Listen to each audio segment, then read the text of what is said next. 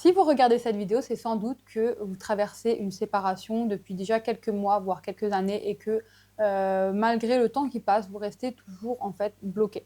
Donc vous vous demandez pourquoi est-ce que vous n'arrivez pas à tourner la page? Pourquoi est-ce que vous restez coincé dans cette histoire? Sachez que vous n'êtes pas seul, il y a beaucoup de personnes qui restent bloquées dans des, ruptures, des séparations qui sont non résolues. Donc l'objectif de cette vidéo, ça va être de voir justement ensemble, ben, pourquoi est-ce que le deuil amoureux n'a pas été fait? Quelles sont les raisons profondes derrière ça, voir ce que vous traversez en ce moment et surtout ben, comment vous allez pouvoir avancer concrètement. Donc si à ce stade vous sentez que vous aimeriez déjà être accompagné pour dépasser certains blocages, ben, sachez que c'est exactement ce que je propose. Je fais des accompagnements en tant que psychologue en ligne spécialisée dans les relations amoureuses. Mais sans plus tarder, on va pouvoir développer tout ça ensemble. Donc, premièrement, pourquoi est-ce que le deuil il n'a pas été fait? Donc, en psychologie, on s'appuie souvent sur le modèle de Kubler-Ross qui parle du deuil amoureux. Okay, donc, quand on traverse une séparation, c'est une forme de deuil. Donc, c'est une rupture qui se fait en plusieurs. Enfin, la rupture implique un processus qui est en plusieurs étapes. Donc, selon ce modèle en question, il y a la première étape, c'est d'abord le choc et le déni. Donc là, c'est quand vous encaissez la nouvelle. Ensuite, en réaction à cela, il va y avoir, deuxièmement, notamment de la colère. Troisièmement, de la négociation du marchandage pour potentiellement remettre avec quand c'est une séparation qui est subie. Ensuite, il y a de la tristesse qui vient prendre place. Et enfin seulement, il y a l'acceptation. Et là, alors, une fois que l'acceptation est faite, le deuil est abouti. Mais on va essayer de voir pourquoi, là, en l'occurrence, il n'a pas été abouti. Donc, si vous êtes bloqué dans la phase de choc et de déni après plusieurs semaines, plusieurs mois, vous vous dites par exemple ben, que c'est pas possible, ça va forcément s'arranger, ben, alors là, ça veut dire que vous restez figé parce que vous n'acceptez pas la réalité de la séparation. Je ne sais pas si vous avez déjà surmonté ça ou si vous êtes encore là-dedans, mais ça pourrait expliquer pourquoi vous êtes resté bloqué. Ensuite, il y a notamment dans le processus, une fois qu'il y a eu le choc et le déni, souvent il y a de la colère. Donc là, on se dit pourquoi est-ce que cette personne, elle ou il, a fait ça? Donc là, à ce moment-là, c'est quoi? C'est la personne en fait qui reste coincée dans la colère et elle n'arrive pas à exprimer ou à transformer cette colère en compréhension qui est constructive pour pouvoir avancer. Et donc, peut-être que vous restez bloqué à ce niveau-là. Si vous avez réussi à avancer jusque-là, peut-être que vous êtes bloqué au niveau de la négociation et du marchandage. Donc, vous vous dites peut-être que si vous changez, peut-être que elle ou il reviendra, je peux la faire changer d'avis. Donc là, si vous êtes là-dedans, vous pourrez rester coincé, en gros, parce qu'il y a un espoir, une illusion qui est nourrie encore avec une attente d'un retour. Et donc, pour l'instant, tant que vous n'avez pas eu ce retour-là, ben, vous restez on continue à entretenir cet espoir. Donc, ça peut expliquer pourquoi vous restez encore bloqué là-dedans. Si vous avez réussi à passer ce stade, mais que vous traversez, vous êtes encore dans la tristesse, ben vous allez peut-être vous dire que vous n'allez plus jamais rencontrer quelqu'un comme la personne avec qui vous étiez. Et donc là, vous restez, en fait, on va dire, bloqué. Cette tristesse, elle risque de se développer, du coup, enfin, de transformer en résignation et en perte de confiance envers vous-même, voire en dépression dans certains cas. Donc là, c'est possible que vous avez du mal à digérer et à accepter pour aller de l'avant. Ensuite, il y a l'acceptation. Donc là, c'est l'acceptation, ça consiste à se dire, OK, ce qui est arrivé, ce n'est pas un oubli, mais c'est vraiment la capacité, on va dire, à connaître, à reconnaître en fait que la relation, elle est désormais, elle appartient au passé. Donc tant que cette étape, elle n'est pas atteinte, bah, le deuil, il va rester inachevé. Donc je ne sais pas si vous vous reconnaissez dans une de ces étapes. Si c'est le cas, vous pouvez me le faire part pour qu'on puisse discuter ensemble justement pour trouver des solutions adaptées à vos propres besoins. Ensuite, donc, il y a les raisons principales qui font que le deuil n'est pas terminé, donc il y a ce qu'on a vu, mais au-delà de ça, il y a plusieurs raisons qui font du coup que vous restez potentiellement bloqué parce que le deuil n'est pas fait. Donc soit la raison principale souvent c'est l'absence d'acceptation profonde, donc même après des mois, voire des années, la rupture, elle n'est toujours pas intégrée comme définitive, parce que pour un tas de raisons qu'on a vu tout à l'heure, peut-être qu'il y a encore de la colère, peut-être qu'il y a encore de l'espoir, tout ça. Donc l'absence d'acceptation, elle reste présente et c'est compliqué pour vous de pouvoir avancer à cause de ça. Ensuite, il y a potentiellement aussi un attachement qui n'a pas été coupé. Ça veut dire qu'il y a une forme encore de dépendance affective, un espoir de retour de la personne. Vous allez peut-être scruter les réseaux sociaux pour avoir des signes de cette personne. Donc là, il y a toujours une forme d'attachement qui n'a pas été coupée et qui entretient du coup ce lien. Il peut y avoir aussi une idéalisation de l'autre personne ou de la relation. Donc là, par exemple, vous allez garder une image, on va dire, figée dans le passé ou par rapport à ce que vous projetez du potentiel de la relation de la personne, en vous disant en fait que c'est l'amour de votre vie et qu'il n'y a personne d'autre. Donc là, vous idéalisez vraiment la relation et la personne et donc vous restez bloqué là-dedans. Ensuite, il peut y avoir de la projection qui est inachevée. Donc, s'il y a des difficultés, par exemple, à vous projeter dans un futur, mais sans cette relation et sans cette personne, c'est justement à ce niveau-là que ça se joue. Il y a des projections qui sont inachevées. Donc là, si vous arrivez que à vous projeter et à vivre avec cette personne-là, c'est sûr que avancer, ça va être compliqué. Et l'idée, pour pouvoir effectuer ce deuil, c'est de progressivement arriver à se projeter avec des autres projets, mais qui prennent une forme différente.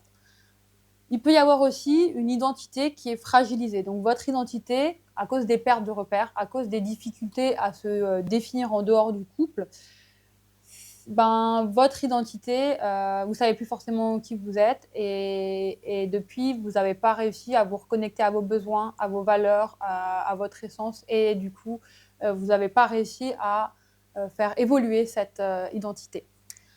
Il peut y avoir également de la culpabilité qui est persistante. Donc là, vous pensez en fait que la rupture, c'est lié à vous, c'est votre faute et que du coup, vous n'arrivez pas à aller de l'avant parce que vous restez bloqué là-dedans. Vous vous auto-blâmez et vous vous auto-flagellez. Donc là, il y a la culpabilité qui fait que ça vous maintient encore bloqué dans tout ça. Il peut y avoir aussi des traumatismes relationnels. Donc là, c'est souvent quand il y a des dynamiques avec de l'emprise, de la manipulation, de la trahison, voire des violences à différents niveaux. Donc là, le psychisme, il reste en fait figé et ça a créé un traumatisme relationnel. Donc là, c'est beaucoup plus difficile de pouvoir avancer. Donc là, je vous recommande vraiment d'être accompagné par un psychologue pour pouvoir y parvenir. Parfois aussi, il peut y avoir une dimension spirituelle. Donc, si vous avez l'impression que ce lien, il y a vraiment une dimension spirituelle, vous sentez que c'est un lien d'âme, une flamme jumelle, ou qu'importe le nom que vous pouvez y mettre, là, l'attachement, en fait, ça va dépasser la logique rationnelle. Et donc, c'est avoir au niveau de la spiritualité exactement aussi la place que vous occupez, que cette personne occupe dans votre vie, dans la vie, dans le sens que vous avez de la vie et de manière globale, potentiellement de l'univers. Donc là, c'est avec la psychologie existentialiste qu'il sera intéressant de travailler. Donc, ce sont tout ça exactement ces blocages que moi, je travaille avec mes clientes. Mettre de la clarté, comprendre ce qui les maintient dans l'attachement, les aider à se libérer peu à peu de ces chaînes pour pouvoir justement avancer plus sereinement. Quand la rupture, elle reste non résolue, ce que vous traversez au quotidien, ça va vraiment être particulier. Donc, au début, il y avait vraiment sûrement cette tempête émotionnelle qui était vraiment présente. Aujourd'hui, elle est peut-être moins brutale, mais par contre, vous êtes plutôt dans un ressenti d'émotion chronique, par exemple avec la tristesse chronique et une douleur qui reste présente en arrière-fond et qui ne s'éteint pas. Vous pouvez aussi, par exemple, avoir des mélanges de colère, de nostalgie, de tristesse qui tournent en boucle, en fait, sans issue. Et donc là, c'est lié au fait que le deuil n'a pas été effectué en entier. Et parfois, vous aurez l'impression de tourner en boucle, en rond, vraiment de rester, on va dire, coincé dans une boucle qui va se répéter et ce qui fait que vous avez l'impression d'être bloqué. Donc, vous pouvez aussi avoir, par exemple, du mal à retrouver de l'élan pour des projets, pour aller de l'avant, parce que justement, ce que vous projetiez était lié à cette personne et à cette relation. Et donc là, c'est comme si tout était resté figé par rapport à la relation et du coup, vous avez du mal à aller de l'avant et d'ouvrir un nouveau chapitre. Donc, Souvent, vous pouvez aussi avoir un espèce de double discours à l'intérieur, c'est-à-dire que d'un côté, vous savez que c'est fini, mais d'un autre côté, il y a une autre partie de vous qui continue à espérer en secret. Donc tout ça, en fait, c'est vraiment le signe que le deuil amoureux, il n'est pas encore complètement intégré en profondeur. Ça ne veut pas dire que vous n'avez pas entamé le processus. Ça peut prendre plus de temps selon chaque personne, selon les circonstances de la relation, ce qui s'est passé dedans. Chaque relation est unique. Euh, mais voilà, c'est important de savoir dans quoi est-ce que vous vous situez. Je pense qu'à ce stade, c'est déjà un peu plus clair là où ça bloque sur vous. Donc en tout cas, c'est exactement sur ça que moi j'accompagne les personnes dans les consultations parce que c'est important de pouvoir déjà identifier où ils en sont dans leur processus de deuil, qu'est-ce qui fait que ça bloque et comment en gros passer à l'étape suivante. Donc, pour avancer plus concrètement, la première étape, c'est forcément de comprendre votre schéma. Donc, peut-être que vous êtes surtout resté bloqué à cause de rumination, à refaire en fait le film sans cesse de la relation, de la rupture. Peut-être que vous êtes dans un attachement qui est plus anxieux, donc là, il y a une peur derrière de l'abandon, peut-être il y a de l'espoir d'un retour, tout ça. Donc, l'attachement est encore là et il est anxieux parce que vous avez une forme de dépendance à l'autre, une dépendance affective qui peut encore être présente et qui va chercher en fait votre valeur à travers le regard des autres et donc vous êtes dépendante de l'autre pour vous définir et comme l'autre a disparu, en fait, même s'il est plus là physiquement, symboliquement, il reste toujours présent parce qu'il y a cette dépendance-là. C'est possible aussi. Donc il y a aussi potentiellement la peur d'avancer tout simplement. Donc là, comme vous avez peur d'avancer, vous avez peur de souffrir, peur de l'inconnu, vous avez aussi peur de refaire les mêmes erreurs. Donc en fait, ça vous fige et vous restez bloqué, vous n'avancez pas. Pour certaines personnes, la séparation, elle va aussi prendre une dimension spirituelle, comme je disais avant. Donc là, c'est vraiment une connexion qui va être quelque chose de plus grand qui nous dépasse. Et du coup, ça veut dire qu'on n'a pas forcément le contrôle dessus et qui rend le détachement encore plus compliqué. Donc, peu importe le cas de figure, le plus important, c'est déjà de mettre de la clarté dessus parce qu'on ne peut pas transformer déjà ce qu'on ne voit pas. Donc, vous êtes forcément dans un de ces cas de figure si aujourd'hui vous êtes encore en train de traverser la séparation, que le deuil n'a pas été fait. Donc, pour avoir un petit outil et couper le lien qui est invisible, je vous conseille déjà d'arrêter d'entretenir tout ce qui est le stalkage par les réseaux sociaux, vérifier que la personne elle est connectée, est-ce qu'elle a posté une story, ce genre de choses, limiter les contacts au maximum. Bon, si vous avez des enfants, faites-le par rapport à vos responsabilités, mais de limiter les contacts. Vraiment, vous donner, on va dire, un vrai espace à vous aussi.